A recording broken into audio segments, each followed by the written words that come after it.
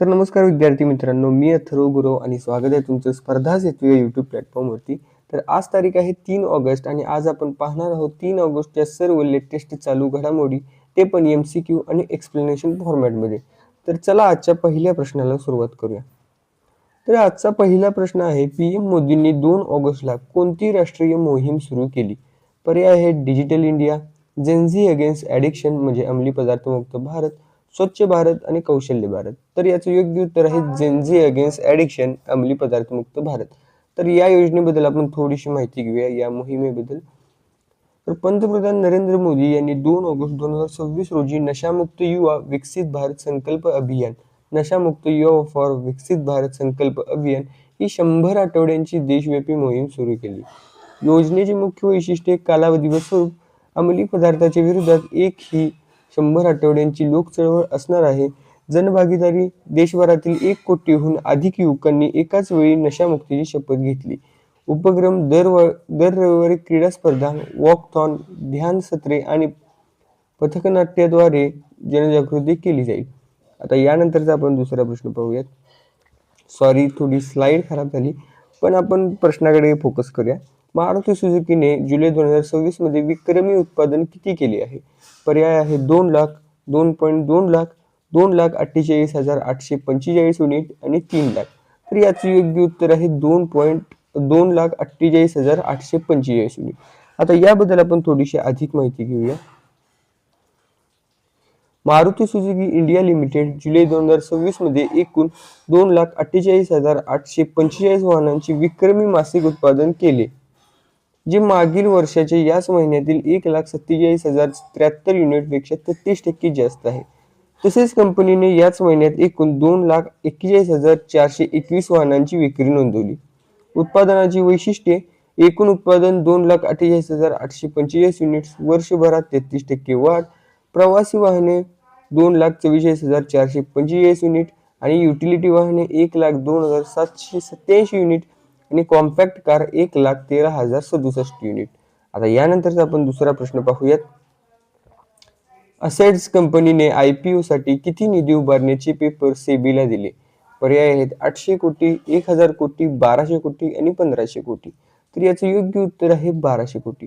आता याबद्दल थोडी आपण अधिक माहिती घेऊया. असेट्स लिमिटेड या रिअल इस्टेट कंपनीने प्रारंभिक सार्वजनिक ऑफरिंग म्हणजे IPO द्वारे अंदाजित 1200 कोटी उभारण्याची सेबीकडे कागदपत्रे दाखल केली आहेत. IPOचे मुख्य वैशिष्ट्ये. गुंतवणूक मार्ग गोपनीय, फ्री फायलिंग.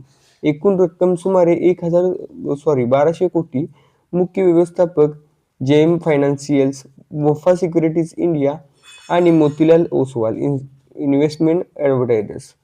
तर यानंतरचा आपण दुसरा प्रश्न पाहूया. PM अजय योजनेच्या आदर्श ग्राम कंपोनेंट अंतर्गत किती गावे निवडली?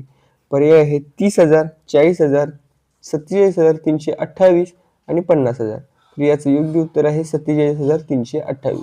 आता याबद्दल आपण थोडीशी अधिक माहिती घेऊया. या योजनेचे मुख्य 3 घटक. आदर्श ग्राम विकास. अनुसूचित जातींची लोकसंख्या 40% पेक्षा जास्त असलेल्या गावांमध्ये रस्ते, पाणी, वीज आणि इंटरनेट यासारख्या पायाभूत सुविधा पुरवून त्यांचा आदर्श गाव म्हणून विकास करणे. सामाजिक आर्थिक प्रकल्पांसाठी अनुदान. अनुसूचित जातीच्या कुटुंबांचे उत्पन्न वाढवण्यासाठी आणि दारिद्र्य कमी करण्यासाठी. कौशल्य विकास आणि उपजीविकेच्या साधनांसाठी आर्थिक मदत देणे. वसतिगृहांची उभारणी. उच्च शिक्षण घेणाऱ्या अनुसूचित जातींच्या मुलामुलींसाठी दर्जेदार वसतिगृहे बांधणे आणि त्यांची निवासाची उत्तम सोय करणे. तर यानंतरचा आपण दुसरा प्रश्न पाहूयात. कॉमनवेल्थ गेम्स 2026 मध्ये भारत पदतालिकेत किती क्रमांकावर आहे? पर्याय आहे 1, 2, 3, 4. तर याचं योग्य उत्तर आहे भारत सध्या आता 4थ्या क्रमांकावर आहे. तर भारताबद्दल आणि पहिल्या 3 देशाबद्दल आपण थोडीशी अधिक माहिती घेऊया. तर भारताकडे असलेली एकूण पदसंख्या, त्यामध्ये सुवर्ण पदक आहेत 13, रौप्य पदक आहेत 17, कांस्य पदक आहेत 9 आणि एकूण पदके आहेत 39. तर ऑस्ट्रेलियाकडे म्हणजे 70 गोल्ड, 45 सिल्वर आणि 56 ब्रॉन्झ अशी एकूण 171 पदके आहेत. इंग्लंडकडे 29, 45, 36 अशी एकूण 110 पदके आहेत. 29 म्हणजे गोल्ड, 45 म्हणजे सिल्वर आणि 36 म्हणजे ब्रॉन्झ. तर कॅनडाकडे 19 गोल्ड, 20 सिल्वर, 23 ब्रॉन्झ अशी एकूण 62 पदके आहेत. तर यानंतरचा आपण दुसरा प्रश्न पाहूयात. गुलवीर सिंगने 5000 मीटर रेसमध्ये कोणते पदक पटकावले? गुलवीर सिंग यांच्याबद्दल तुम्हाला माहित असेल की यांनी 10,000 मीटर रेसमध्ये रौप्य पदक पटकावले आहे. पण या रेसमध्ये त्यांनी कोणते पदक पटकावले आहे? पर्याय आहेत गोल्ड, सिल्वर, ब्रॉन्झ आणि नोंद.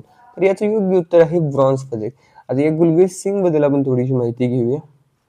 गुलवीर सिंग याने ग्लासगो येथे झालेल्या कॉमनवेल्थ गेम्स 2026 मध्ये 5000 मीटर रेसमध्ये कांस्य पदक म्हणजेच ब्रॉन्झ मेडल पटकावले. या कामगिरीसह तो या स्पर्धेत 5000 मीटर प्रकारात पदक जिंकणारा पहिला भारतीय ठरला असून एकाच आवृत्तीत 2 पदके मिळवणारा पहिला ट्रॅक अँड फील्ड ॲथलीट बनला आहे. स्पर्धेची माहिती व कामगिरी. स्पर्धा होती राष्ट्रकुल क्रीडा स्पर्धा कॉमनवेल्थ गेम्स 2026, शहर ग्लासगो, स्कॉटलंड आणि टायमिंग होती 13 मिनिटे 24.95 सेकंद. आता यानंतरचा आपण दुसरा प्रश्न पाहूयात.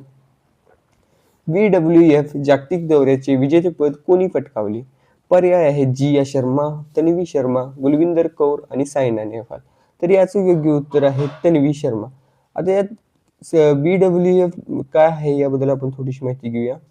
भारताच्या 17 वर्षीय तन्वी शर्मा हिने नुकतीच तायपोई ओपन सुपर 300 बॅडमिंटन स्पर्धेत महिला एकेरीपद विजेतेपद पटकावले आहे. आपले वहिले BWF वर्ल्ड टूर विजेतेपद जिंकले आहे. विजयाची माहिती. दिनांक होती 2 ऑगस्ट 2026.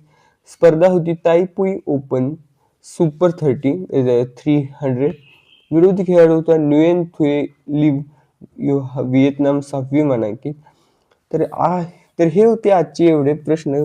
कमेंटमध्ये सांगा सेशन कसा वाटला आणि सबस्क्राईब केले नसेल तर सबस्क्राईब करा. भेटूया पुढल्या व्हिडिओमध्ये.